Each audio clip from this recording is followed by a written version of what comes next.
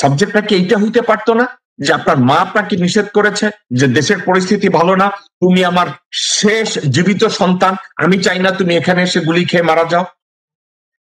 অর্থ কি জানেন? আপনার চারপাশে যাদেরকে আপনি রেখেছেন এরা আপনার বোঝা, এরা আপনার বার্ডেন।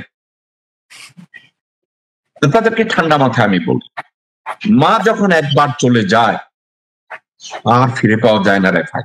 আমি প্রতিদিন স্বপ্ন দেখি আমি যদি আমার মায়ের সাথে একটু কথা বলতে পারতাম। আমি প্রতি রাতে ঘুমানোর আগে আমি আল্লাহ আল্লাহ করি স্বপ্নে যদি আমার মাকে একটু দেখতাম। সেই মা আপনার জীবিত আছে, আপনি বলছেন আপনি সিদ্ধান্ত নিতে পারছেন না। আর একটা কথা, আমার ধারণা আপনি পলিটিক্যাল অ্যাসাইলামের জন্য আপনি দেশে যাচ্ছেন না, এবং তার চেয়েও আরো কয়েকটা বিষয় আমি বলি। আপনি বিএনপির অনেক নেতাকে আপনি ভয় পান।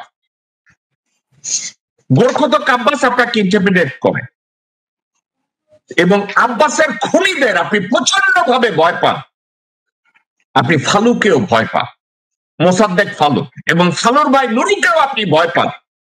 আপনি আব্দুল আউয়াল মিন্টুকে ভয় পান, আপনি আমানুল্লাহ আমানকে ভয় পান, আপনি সাদেক হোসেন খোকা ছেলে ইশরাককে পর্যন্ত আপনি ভয় পান। কেন ভয় পান জানেন? তারা সবাই আপনাকে জয় বাংলা করে দিতে পারে। আপনি নিজে চিন্তা করেন, আমার মাকে হাজতে ঢুকাইছে, একটা লোককে আমি রাস্তায় নামাইতে পারি নাই, আমি গেলে আমার তো ঠ্যাং ভেঙে দিব। আর্মি আমার 5টা ভাঙ্গা দিছে, আমার শরীরের 10টা হাত ভাঙ্গা দিছে, এবার দেশে গেলে আমার গলা কাটবে। কিন্তু ডক্টর নওশেরের কথাটাকে আমি অ্যাভয়েড করতে পারিনি। একটা মানুষ যখন কঠিন অবস্থার মধ্যে পড়ে, হার্টস্পের মধ্যে থাকে তখন সে ভালো সিদ্ধান্ত নেয়, কিন্তু চাপের মধ্যে থেকে আপনি সিদ্ধান্ত নেয়ার মতো পরিপক্ক রাজনীতিবিদ হিসাবে আপনি গড়ে ওঠেন নাই। আমার কষ্ট লাগে, আপনার মা মারা যাচ্ছে, আপনার মা আমার মা, মা তো মা, তার মা কে যদি আমি কম্পেয়ার করি অন্য কোনো মায়ের সাথে ভুল হবে। আপনার মা বাংলাদেশের ইতিহাসের বহু কিছুর সাক্ষী, আপনার মা বাংলাদেশের রাষ্ট্রীয়ভাবে বহু গোপনীয়তা ওনার মাথায় আছে, ওনার মনে আছে, ওনার ব্রেইনে আছে, ওনার সফলতা আছে, ওনার ব্যর্থতা আছে, ওনার অদূরদর্শিতা আছে। সবকিছুর মধ্যে বাংলাদেশের জনগণ ওনার মধ্যে এমন কিছু দেখেছে যেখানে দেশপ্রেম দেখেছে। ওই দেশপ্রেমটার জন্য আপনার মাকে নিয়ে আমার কথা বলি। আপনি নিজে তারেক রহমান চিন্তা করে দেখেন, আপনার বাবার নাম যদি জিয়াউর রহমান না হতো, আপনার মায়ের নাম যদি বেগম খালেদা জিয়া না হতো, আপনাকে নিয়ে কেউ কথা বলতো না। সর্বশেষ আমি একটা কথা বলবো, আপনি এখনো বিএনপির আনপ্যারালাল লিডার। আপনার জন্য আমার প্রেসক্রিপশন, আমি জানি আমার এই প্রেসক্রিপশন শুনে ডক্টর নওশের গোসা করবে, ইঞ্জিনিয়ার জিয়া গোসা করবে, অ্যাডভোকেট মামুন গোসা করবে, কিন্তু তারপরে আপনার জন্য আমার প্রেসক্রিপশন, আপনি এখনো বিএনপির আনপ্যারালাল লিডার। আপনি হচ্ছেন বাংলাদেশ জাতীয়তাবাদী দলের গ্লু। এই দলটাকে একত্রে রাখার জন্য, শহীদ রাষ্ট্রপতি জিয়াউর রহমানের স্বপ্নকে বাস্তবায়ন করার জন্য অনতি বিলম্বে ভারতপন্থী প্রত্যেকটা বাচ্চাকে দল থেকে বহিষ্কার করতে না চান, তাদের কার্যক্রমের উপরে আপনি ব্যান দিয়ে দেন। সালাউদ্দিনকে ছাড়ান, ও বিএনপি সাওয়া, ওই দেশের রয়ের দালাল, হচ্ছে ভারতীয় দালাল, হচ্ছে সচ্ছল। আপনাকে বাংলাদেশে গেলে একটা লোক যদি পিছন থেকে গুলি করে, ওই লোকটা সালাউদ্দিন, ওই লোকটা আমির চৌধুরী, ওই লোকটা গোরখতক আব্বাস, ওই লোকটা আব্দুল আউয়াল মিন্টু, ওই লোকটা আমানুল্লাহ আমান, ওই লোকটা খোকা, ওই লোকটা ইশরাক। ভারতপন্থী প্রত্যেকটা কুত্তার বাচ্চাকে দল থেকে বহিষ্কার করুন।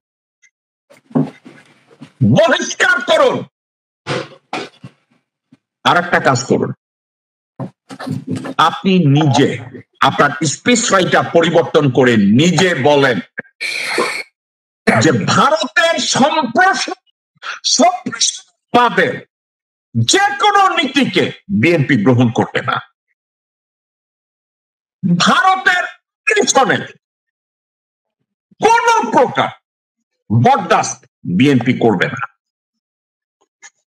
আপনি যদি একটা 10 মিনিটের ভাষণ দেন, পুরা বিএনপি আপনার পিছনে দাঁড়িয়ে যাবে। আপনি যদি গোর্খদক আব্বাসকে দল থেকে লাথি মেরে বের করে দেন, ও মধ্যেও নেরিকুত্তা হয়ে যাবে। কারণ ওর যদি বিএনপির নেতৃত্ব না থাকে, পরিবহন ব্যবসার থেকে সে লাথি খাবে। যদি এই মুহূর্তে আপনি বহিষ্কার করেন, ও কেরানীগঞ্জে মাইর খায়া আন্দোলনের নিচে ঢুকা যাবে। আপনি যদি আব্দুল আউয়াল মিন্টুকে আজকে বিএনপি থেকে বহিষ্কার করেন, ওদের কোনো অস্তিত্ব থাকবে না।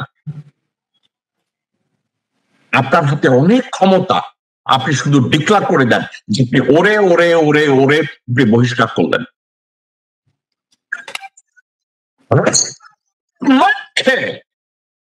বিড়বিড় করবে আপনার পিছনে।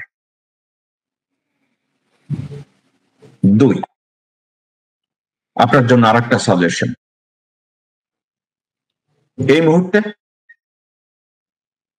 আপনি বলেন যে আপনার দেশে না যাওয়ার পিছনে আপনার লজিক কারো কাছে জিজ্ঞাসা করেন না, মন থেকে আপনি বলেন আমি এর জন্য যাই না। আপনার যদি ব্রিটিশ অ্যাসাইলামের জন্য আপনি যদি ওখানে না যান, যেহেতু আমি লিগ্যাল প্র্যাকটিসে আছি, আমি জানি আপনার ওখানে কিছু লিগ্যাল ইস্যু আছে, এটা আপনি বলতেই পারেন। কিন্তু একটা কথা, অ্যাগেইন, রাজনীতি যারা করে তারা সবসময় রিস্ক নেয়।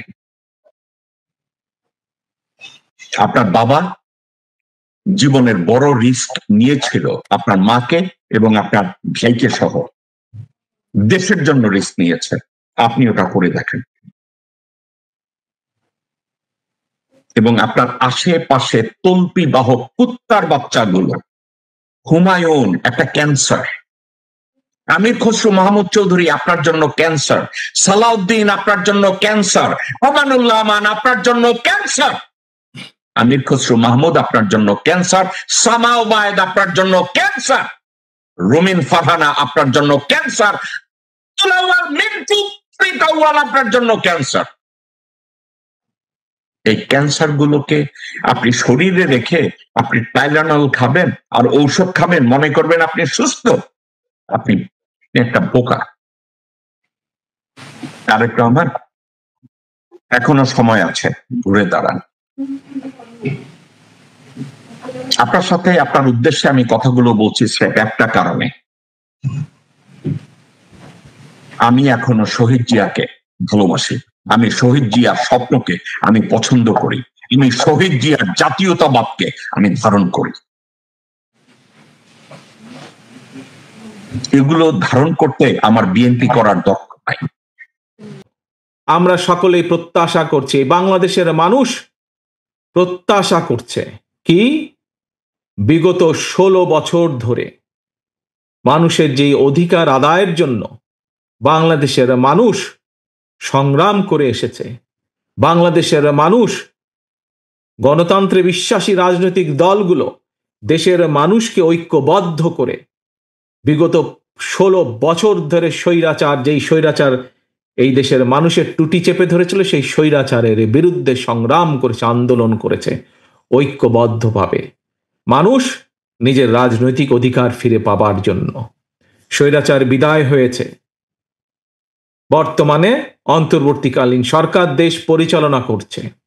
অন্তর্বর্তীকালীন সরকার কিছু সংস্কারের প্রস্তাবনা দিয়েছে। অন্তর্বর্তীকালীন যেই সংস্কারগুলোর প্রস্তাব দিয়েছে, এই প্রস্তাবগুলো প্রায় 90%, 95% প্রস্তাবনা বিএনপি আরো 2.5 বছর আগে দেশের সামনে, দেশের মানুষের সামনে উপস্থাপন করেছে। হ্যাঁ, বাংলাদেশের বিভিন্ন রাজনৈতিক দল বিভিন্ন বিষয়ে মতামত উপস্থাপন করেছে, বিএনপি তার মতামত দিয়েছে।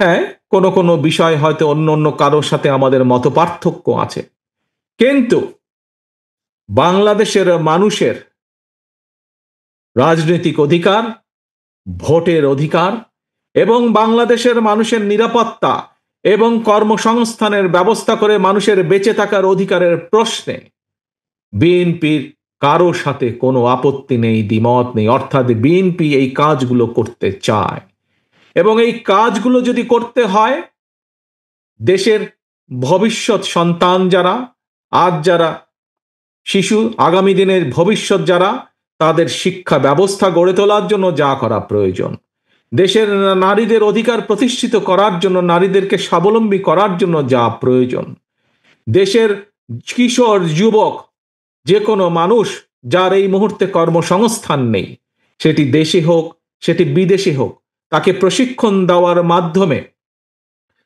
তাকে স্কিল একজন শ্রমিক হিসেবে গড়ে তুলে তার কর্মসংস্থানের ব্যবস্থা করা, ছোট ছোট উদ্যোক্তা যারা, তাদেরকে সহযোগিতার মাধ্যমে তাদের সেই উদ্যোক্তাকে সফল করা, কৃষকের পাশে গিয়ে দাঁড়ানো, কৃষককে সঠিক সময় তার সার, বীজ, কীটনাশক সরবরাহের প্রস্তুতি গ্রহণ করা, মানুষের চিকিৎসা যেটি মানুষের জন্মগত অধিকার, সেই অধিকার সেই গ্রামের মানুষ থেকে শুরু করে শহরের মানুষ প্রত্যেকে যাতে সেই সুবিধা পায়, এই কাজগুলোকে যদি আমাদের সম্পাদন করতে হয়, তাহলে অবশ্যই জনগণের রায়, জনগণের মতামতের ভিত্তিতে, জনগণের সিদ্ধান্তের ভিত্তিতে একটি সরকার প্রতিষ্ঠিত হতে হবে, যেই সরকার জনগণের কাছে জবাবদিহি করতে বাধ্য থাকবে। এখন অন্তর্বর্তীকালীন সরকার, প্রিয় ভাই বোনেরা, এখানে উপস্থিত প্রত্যেকটি মানুষের আপনাদের জানা আছে যে আগামী বছর ফেব্রুয়ারির প্রথমার্ধে তারা নির্বাচনের ব্যবস্থা করবে।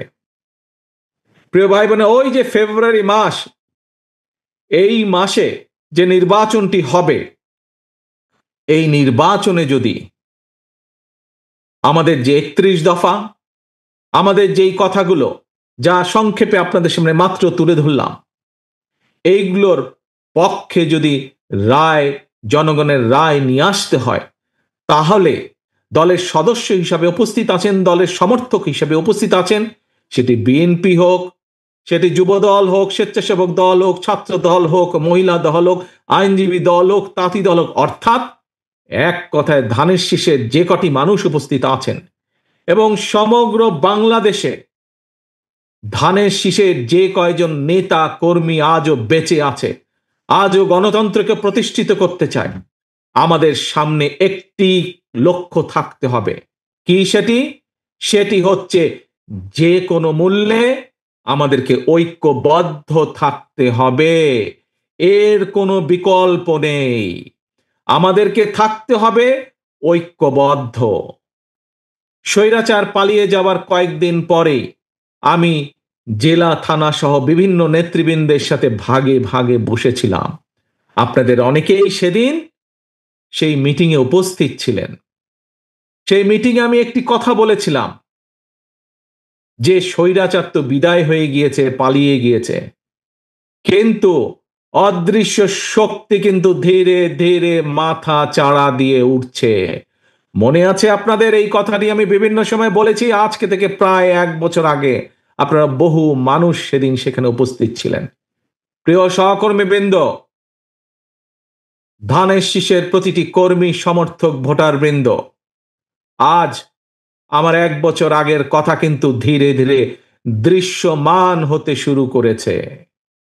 আজকে যদি দেশের স্বার্থের কথা আমরা বিবেচনা করি, দেশের মানুষের অধিকারকে, সেটি রাজনৈতিক অধিকার, দেশের মানুষের অর্থনৈতিক অধিকার যদি প্রতিষ্ঠিত করতে হয়, যা শহীদ রাষ্ট্রপতি জিয়াউর রহমান উন্নয়ন উৎপাদনের রাজনীতি শুরু করে গিয়েছিলেন, যে রাজনীতি দেশনেত্রী খালেদা জিয়া যে ভবিষ্যৎ প্রজন্মের জন্য নারী শিক্ষা সহ গণতন্ত্রের যে অগ্রযাত্রা শুরু করে গিয়েছিলেন, সেই অগ্রযাত্রাকে, উন্নয়ন এবং শিক্ষা এবং গণতন্ত্রের অগ্রযাত্রাকে যদি ধরে রাখতে হয়, যদি সামনের দিকে এগিয়ে যেতে হয়, আমাদের আর আজকে বসে থাকার সময় নেই। প্রিয় সহকর্মীবৃন্দ, বিএনপির প্রতিটা নেতা কর্মীকে আজ যে কোনো মূল্যে, আমি জানি বিশাল দল, আমাদের বিশাল দল, স্বৈরাচারের আমলে প্রায় 50 লক্ষেরও বেশি নেতাকর্মীর নামে মিথ্যে মামলায় ছিল আমাদের দলের।